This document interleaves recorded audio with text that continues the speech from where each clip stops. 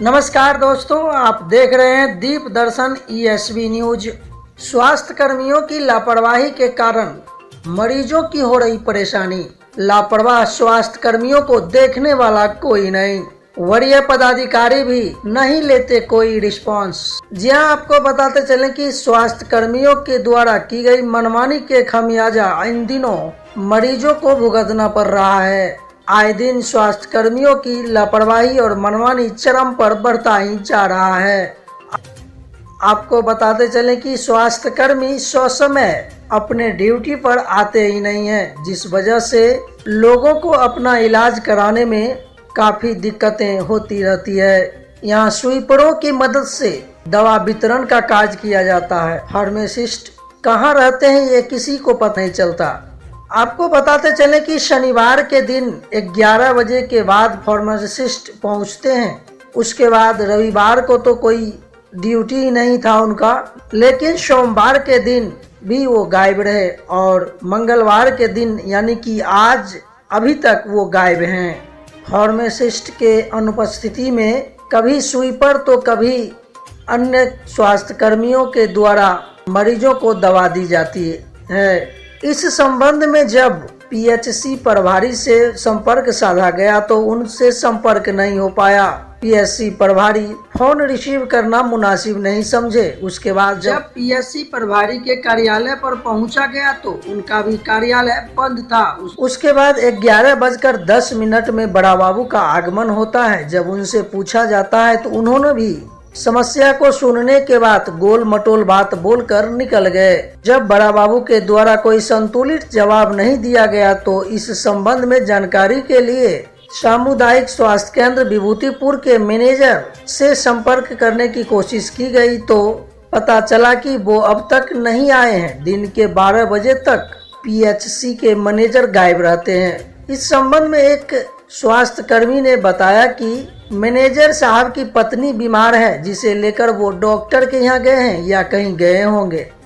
आपको बताते चलें कि इन स्वास्थ्य कर्मियों की लापरवाही और मनमानी के कारण सामुदायिक स्वास्थ्य केंद्र विभूतिपुर में लोगों का इलाज भगवान भरोसे ही होता है। दवा वितरण कर रहे जो लोग थे उनसे जब पूछा गया कि भाई कौन कौन सा दवा यहाँ उपलब्ध है तो उन्होंने बताया कि मुझे नहीं पता, जो दवा है मैं वो दे रहा हूँ, ये तो फार्मासिस्ट ही बताएंगे।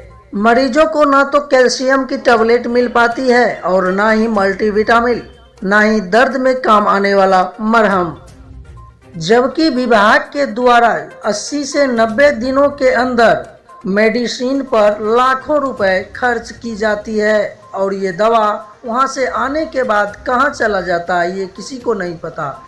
मरीजों को बाहर से दवा लाना पड़ता है। प्रसव में आई महिलाओं को तो बाहर से दवा लेना ही पड़ता है क्योंकि अंदर दवा उपलब्ध ही नहीं रहता है। ये आप देख रहे हैं किस तरह से लोगों की भीड़ लगी हुई है दवा लेने के लिए, लेकिन फार्मासिस्ट का कोई पता ही नहीं है कि वो हैं कहाँ। ये देख लीजिए, उनका ये कुर्सी खाली पड़ी हुई है और बगल में एक लड़के बैठे हुए हैं। आइए इनसे पूछते हैं कि ये क्या कहते हैं इस संबंध में। अभी नहीं है।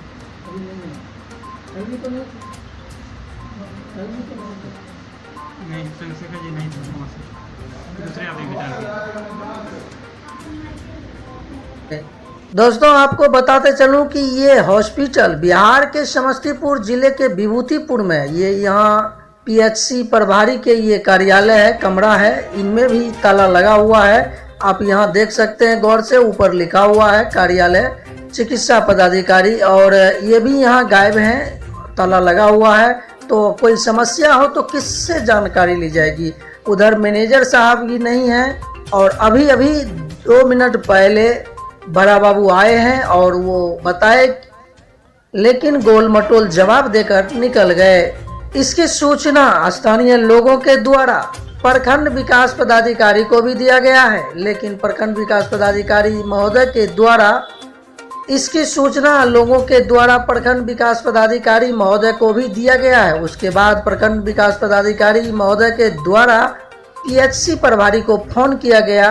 उसके बाद वे क्या किए हैं आपको बताते चलूं कि बिहार सरकार के द्वारा सबसे अधिक ध्यान देने वाली विभाग में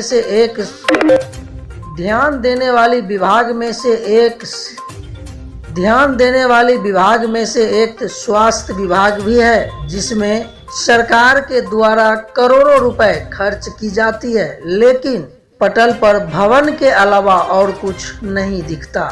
दवा में महीने में लाखों रुपए खर्च की जाती है, लेकिन लोगों को दवा हॉस्पिटल से बाहर प्राइवेट में लेना पड़ता है।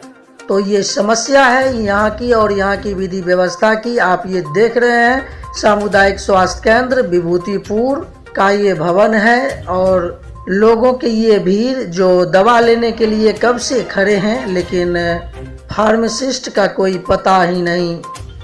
तो दोस्तों, खबर कैसी लगी ये कमेंट बॉक्स में जाकर कमेंट करके हमें जरूर बताइएगा। इस खबर के बारे में अपना राय भी जरूर दीजिएगा। इसी के साथ अब हमें दीजिए इजाजत, फिर मिलते हैं अगले बुलेटिन को लेकर। तब तक आप लोग बने रहें ESV न्यूज में। और हाँ, अगर अभी तक आप लोगों ने चैनल को सब्सक्राइब नहीं किया है तो प्लीज इसे सब्सक्राइब कर दें, ताकि अगला बुलेटिन आप लोगों तक सीधा पहुंच सके और हमें भी ये खबर बनाकर आप लोगों तक भेजने में आनंद आए। धन्यवाद।